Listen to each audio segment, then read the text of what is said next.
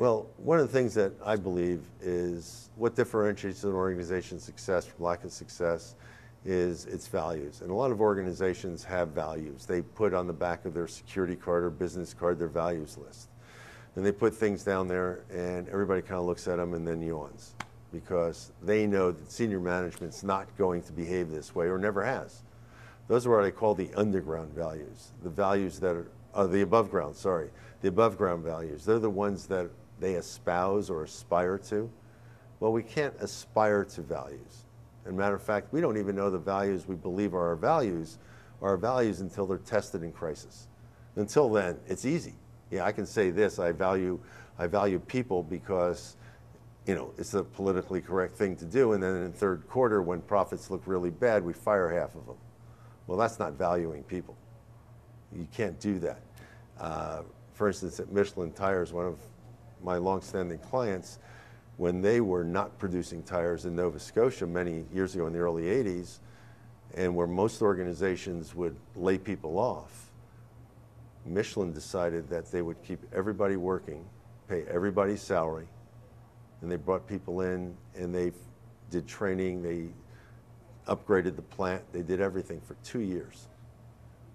What was the impact? Well, there was loyalty, there was commitment by the employees, the quality of tires improved, the quality of processes improved, there was less people that were getting sick, there were less people that were finding time to take off. There was a real mutual respect.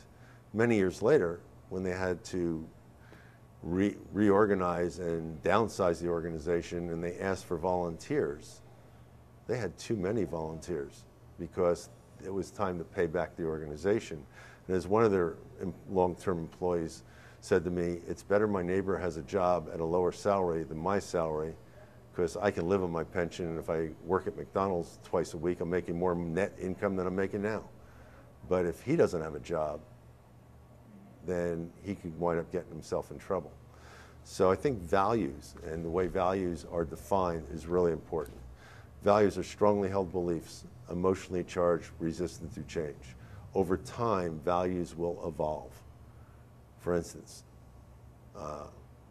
family, as we knew it or know it in the 50s, was very different than the definition of family when Murphy Brown decided to have her child in the show. What happens?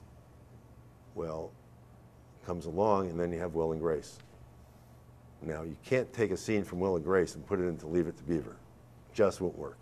And if you took a scene from Leave It to Beaver and put it in Will and Grace, it just would have never worked. Well, it's still family values. It's just an evolution over 60 years of what family values are. So values in organizations evolve, but the values, the foundation for those values will always be the same. So here's the problem: mergers and acquisitions. There is no such thing as a merger. There are only acquisitions. Acquisitions because that company that took you over, you know, he who has the golden rule, he who took over is the company that is going to set the rules. Now, there are some holding companies that when they buy you, they say, we'll leave you alone, and as long as you're putting money into our company, keep whatever you're doing. But it's when organizations don't tell the truth, they're not transparent about the acquisition, and they call it a merger, and people think, oh, this is good, I'll be protected, I'll be safe, I'll be this, because we're merging. Things just don't work out the way the company that was taken over likes it. What happens? The culture, the dominant culture eventually takes over. It's not what people expected, and they start to leave, or they're asked to leave because they don't fit at all. So there's some real issues there with corporate culture, corporate values, and understanding that those values are not simply words on a piece of paper or from Webster's dictionary, but the values are taught to each generation of employees by the previous generation of employees based on their behavior. So here's an example. Calgary Police, at the end of every training session before the G8 meeting, they would go through the training session, and at the end of the training session ask the officers if there was anything they learned that day that, in their opinion, violated the values of the service. And there were. because they're looking at how other services, they're learning from other services how to do crowd control, security, anti-terrorism stuff, all this stuff. Because one of the values of Calgary Police is compassion. So they had to make sure that that demonstration was dealt with compassion as they understand it. So what they did is they went out and they talked to the non-government organizations of what they wanted, et cetera, et cetera. And while a G8 meeting usually is accompanied by violence and demonstrations and everything else, they had all the demonstrators were there. And there were 2 arrests for disorderly conduct. And that was it. And it looked more like a love-in of the 60s or a peace demonstration of the 60s than it did of a G8 rally or demonstration of this millennium. Why? Because they go back to their values.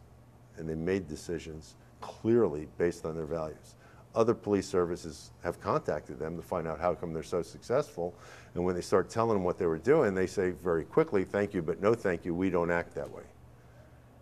And that service is different. Every organization is different. And so values need to be defined behaviorally, because what's respect for one company might not be respect for the other company. And the other thing on values is the number of times that if you look through values, you find the one word up there the most frequently, and that's integrity. I would argue that integrity is not a value. Integrity is a byproduct of living your values. Because if you ask a person what's integrity, and they say integrity is honesty, keeping your promise, respect for other people, and then you say, what are your other values? They say honesty. So they're defining their values within integrity and then saying they have values. Or what happens if you have values and you're living all of them except for one, and you say, but integrity is keeping your promise. Well, you're not keeping your promise on that one value. How can you have integrity?